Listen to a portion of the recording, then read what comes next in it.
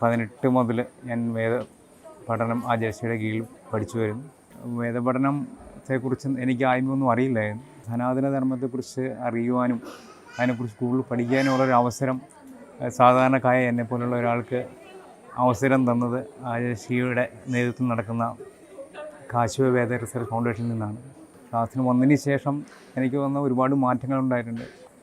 ആത്മവിശ്വാസത്തിൻ്റെ ഒരു പ്രശ്നങ്ങൾ, അങ്ങനെയൊക്കെയുള്ള ഒരുപാട് പ്രശ്നങ്ങളുണ്ടായിരുന്നു. അപ്പോൾ ഈ വേദപഠനത്തിന് വന്നതിന് ശേഷമാണ് നമുക്ക് ഒരു ആത്മവിശ്വാസം വർദ്ധിച്ചതും അതിനുശേഷം നമുക്ക് ഒരു ഡിസിപ്ലിൻ എന്ന് പറയുന്നത്, നമുക്ക് ഒരുപാട് കാര്യങ്ങൾ ചെയ്യുമായിരുന്നു, പല കാര്യങ്ങളും ചെയ്യുന്നുണ്ട്, പക്ഷേ നമുക്കൊരു ഡിസിപ്ലിൻ ഇല്ലായിരുന്നു.